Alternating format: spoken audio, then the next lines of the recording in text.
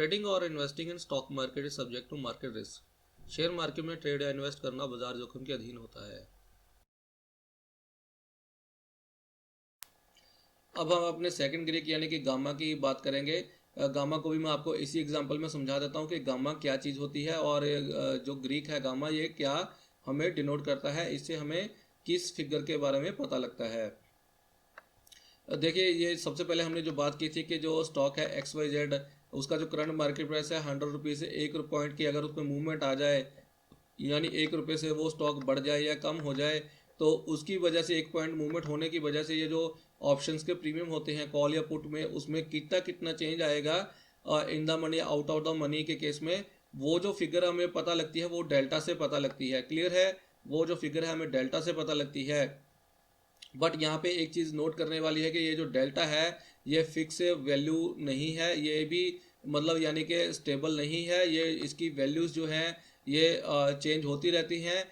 तो इसकी वैल्यूज़ में ये जो 100 से 101 मूवमेंट आ गई है या 99 हो गया है स्टॉक का प्राइस, इसकी वजह से ये जो डेल्टा की वैल्यूज़ हैं ये भी स्टेबल नहीं है, मैंने जैसा वो आपको पहले बताया। तो इसमें कितना चेंज आएगा, ये जो नेक्स्ट फिगर है ये जो 0.9 है, हो सकता है ये जो 1 पॉइंट मूवमेंट होने से ये जो डेल्टा है ये बढ़ के 0.95 हो जाए या कम होके 0.85 हो जाए। तो ये जो वैल्यूज़ में चेंज आएगा डेल्टा की, वो कितना चेंज आएगा वो हमें गामा बताता है। क्लियर है, वो हमें कौन सा ग्रीक बताता है, वो हमें गामा बताता है। यानी इसका मतलब ये है कि गामा क्या चीज़ शो करता है, गामा करंट मार्केट प्राइस में, स्टॉक के करंट मार्केट प्राइस में 1 पॉइंट मूवमेंट होने की वजह से डेल्टा में कितना चेंज आएगा वो हमें गामा से पता लगता है। क्लियर है, उम्मीद करता हूँ आपको समझ में आ गया होगा कि डेल्टा में डेल्टा का अगला जो चेंज आएगा, डेल्टा की वैल्यू में अगला जो चेंज आएगा वो कितना होगा, वो उसका कितना क्वांटम होगा वो हमें गामा से पता लगता है। इसको भी मैं आपको झट से एक वही ऑप्शन के कैलकुलेटर से समझा देता हूँ कि गामा कैसे डेल्टा में इफेक्ट डालता है। ये देखिए ये हमारे पास वही एग्जांपल है, एक्सिस बैंक की 440 वाली कॉल ले रखी है, out of the money call है, करंट मार्केट प्राइस 436.2 है। यहाँ पे अब देखिए ये इसका डेल्टा था 0.4350, हमने पहले एग्जांपल में देख लिया है कि ये डेल्टा इतना था इन केसेस में जब IV इतनी हो, एक्सपायरी ये हो और स्ट्राइक प्राइस ये हो और करंट मार्केट प्राइस ये हो। इस केस में अब आप देखिए कि इसका जो गामा है वो कितना है, 0.0242।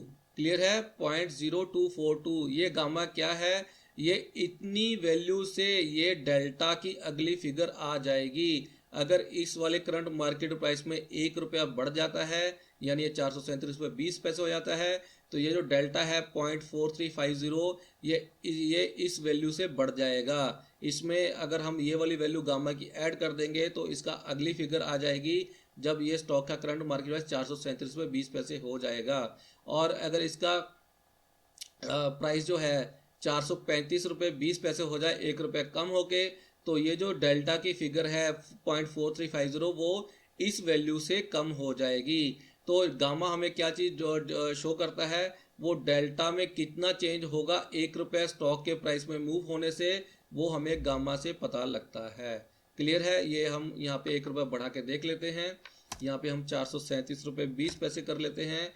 तो ये जो है इसको भी हम एक्सेल में एक बार नोट कर लेते हैं सो दैट मैं आपको बता पाऊँ कि कितना चेंज आएगा। तो इसमें अगर मैं ये फिगर प्लस कर दूं, डेल्टा में ये गामा की फिगर जो है ये प्लस कर दूं, तो ये अगला जो डेल्टा होगा 1 रुपया बढ़ने से स्टॉक के, वो 0.4592 हो जाएगा। अब हम यहाँ पे 1 रुपया बढ़ा चुके हैं तो कैलकुलेट कर लेते हैं। देखिए ये 0.4592 फिगर आ गई है, 0.4592 आ गई है। ये देखिए ये हमारी एग्जैक्ट मैच हो रही है, 0.4592 हो गई है। क्लियर है, मतलब गामा हमें क्या चीज़ शो करेगा, स्टॉक के करंट मार्केट प्राइस में 1 रुपया ऊपर या नीचे होने से नेक्स्ट डेल्टा की फिगर क्या होगी वो हमें गामा से पता लगेगा। अब हम बात कर लेते हैं गामा की वैल्यूज़ की। गामा की वैल्यूज़ कैसे कैसे चेंज होती हैं डिफरेंट स्ट्राइक प्राइस पे। देखिए जो गामा की वैल्यूज़ है ये डिपेंड करते हैं कि हम गामा की वैल्यू कब देख रहे हैं, यानी कि हमारे ऑप्शन की एक्सपायरी में अभी कितने दिन पड़े हुए हैं उसके हिसाब से ये जो गामा की वैल्यूज़ है वो वेरी करती हैं या चेंज होती हैं। फॉर एग्जांपल अगर हम ये वाली स्ट्राइक प्राइस जो 120 वाली है इसकी अगर हम बात करें, तो यहाँ पे अगर मान लीजिए हमारे पास करीब 25 दिन एक्सपायरी के पड़े हुए हैं, 25 डेज टू एक्सपायरी अगर हमारे पास हैं, मान लीजिए अभी हमारे पास 25 डेज एक्सपायरी के हैं इस वाले केस में, तो ये जो गामा है, गामा यहाँ पे बहुत ही कम होगा, क्योंकि ये जो 0.10 डेल्टा है ये इमीडिएटली ना तो जीरो होगा और ना ही इमीडिएटली ये 1 रुपया बनेगा। क्लियर है? इसको 1 रुपया बनने के लिए बहुत ही टाइम चाहिए, क्योंकि अगर ये जो स्टॉक प्राइस है 100 रुपीज़, अभी ये मूव होके 101 रुपये पे आया है, जब तक ये इसके 120 के पास नहीं आएगा तब तक ये डेल्टा भी इतना इतना जल्दी नहीं बढ़ेगा। इसका मतलब इसको 1 रुपया बनने के लिए करीब करीब हमारे पास अभी 25 दिन पड़े हैं, तो इसीलिए ये जो डेल्टा है 0.10 इसमें बहुत मामूली सा इंक्रीज या डिक्रीज आएगा। इसका मतलब यहाँ पे जो गामा होगा वो करीब 1 पैसे या 2 पैसे के आसपास होगा। उम्मीद कर रहा हूँ आपको समझ में आ रहा होगा कि ये जो यहाँ पे गामा होगा, अगर हमारे पास एक्सपायरी के दिन 25, 30 या 60 दिन पड़े हों तो यहाँ पे जो गामा होगा उसकी वैल्यू बहुत कम होगी, डेल्टा में बहुत कम मूव आएगा। ना तो ये डेल्टा इमीडिएटली बढ़ के 1 रुपया हो जाएगा और ना ही ये डेल्टा एकदम डिक्रीज होके 0 हो जाएगा। क्लियर है? अब यही एग्जांपल में अगर हम मान लें कि हमारे एक्सपायरी में 1 दिन रह गया है, अगर हम ये मान लें कि हमारी एक्सपायरी में 1 दिन रह गया है, तो ये जो यहाँ पे गामा होगा, तो गामा यहाँ पे बहुत ज़्यादा होगा, क्योंकि ये जो 10 पैसे है, क्योंकि हमारी एक्सपायरी में सिर्फ 1 दिन पेंडिंग है, तो ये जो डेल्टा है जो deep out of the money है, ये जो 1 रुपये वाली कॉल है इसका डेल्टा 10 पैसे था, ये बहुत ही deep out of the money call है और ये इमीडिएटली 1 दिन की एक्सपायरी के बाद 0 हो जाएगा। इसलिए यहाँ पे जो गामा होगा वो करीब करीब 0.009 पैसे या 10 पैसे के आसपास होगा। तो इमीडिएट, क्योंकि इसमें जो डिक्रीज आएगा डेल्टा में या इंक्रीज आएगा वो बहुत ही बड़ा डिक्रीज या इंक्रीज आएगा, इसलिए जब एक्सपायरी के दिन कम होने शुरू हो जाते हैं तो हमारा गामा भी बढ़ना शुरू हो जाता है, और जैसे जैसे हमारे एक्सपायरी के दिन बढ़ते हैं हमारा गामा डिक्रीज होना शुरू हो जाता है। उम्मीद कर रहा हूँ आपको समझ में आ गया होगा कि गामा किस तरीके से गामा की वैल्यूज डिराइव होती हैं। इसी तरह से अगर आप ये मान के चले कि यहाँ पे हमारे पास अभी 25 दिन एक्सपायरी के पड़े हुए हैं, तो जो गामा है वो जैसे जैसे हम इन द मनी की तरफ जाना शुरू करेंगे, deep out of the money से इन द मनी ऑप्शन की तरफ जाना शुरू करेंगे, तो हमारा गामा भी इंक्रीज होना शुरू हो जाएगा, हमारा गामा भी इंक्रीज होना शुरू हो जाएगा। और जैसे जैसे हम फिर एट द मनी को क्रॉस करके इन द मनी की तरफ जाना शुरू करेंगे, हमारा गामा फिर से डिक्रीज होना शुरू हो जाएगा। उम्मीद कर रहा हूँ आपको समझ में आ गया होगा कि गामा की वैल्यूज कैसे मूव होती हैं या कैसे डिराइव करती हैं। ये मोस्टली जो है हमारी एक्सपायरी के ऊपर डिपेंड करती हैं कि हम गामास की वैल्यूज को कब देख रहे हैं। गामास की वैल्यू मतलब अगर टाइम एक्सपायरी में कम रह गया है तो उसकी वैल्यू ज़्यादा हो जाएगी, अगर एक्सपायरी में अभी दिन ज़्यादा पड़े हुए हैं, पेंडिंग है, तो गामा की वैल्यू भी कम होगी। अब हम बात कर लेते हैं कि ये जो गामा होता है ये हमें डिसीजन मेकिंग में या ऑप्शन ट्रेडिंग में किस तरीके से मदद कर सकता है। ऑप्शन ट्रेडिंग में मैंने जैसे आपको पहले ही बताया था कि इसमें 2 पार्टिसिपेंट होते हैं, एक बायर और एक सेलर। मान लीजिए अब आप एक बायर हैं, तो बायर के लिए गामा कैसे हेल्पफुल होगा या कैसे उसको डिसीजन लेने में मदद करेगा।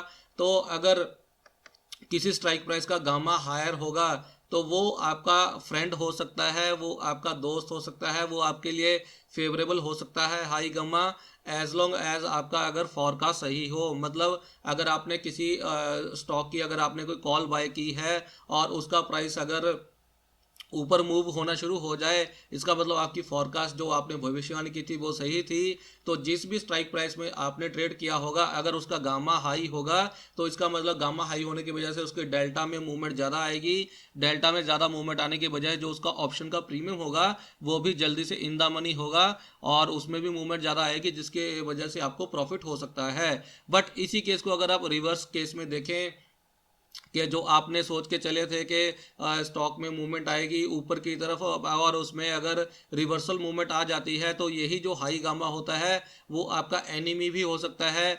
मतलब ये है कि अगर जिसका हाई गामा होगा उसका डेल्टा में उसके डेल्टा जो होगा उसमें मूवमेंट ज़्यादा आएगी और डेल्टा में ज़्यादा मूवमेंट होने की वजह से जो आपका ऑप्शन का प्रीमियम होगा वो भी जल्दी से डिक्रीज होगा। तो बायर के लिए ये हाई गामा फ्रेंड भी हो सकता है और एनिमी भी हो सकता है।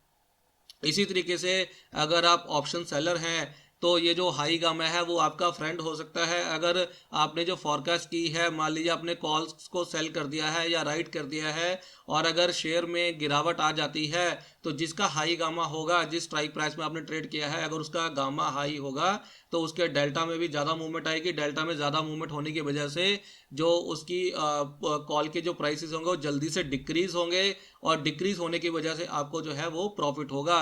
बट इसी का अगर उल्टा केस हो जाए कि जो कॉल आपने शॉर्ट की है या राइट की है, तो उसका जो स्टॉक है वो ऊपर की तरफ मूव होना शुरू हो जाए, तो हाई गामा होने की वजह से उसका डेल्टा भी हाई मूव होगा, और ऑप्शन का प्रीमियम भी जल्दी से बढ़ेगा, तो उसकी वजह से आपको लॉस हो सकता है।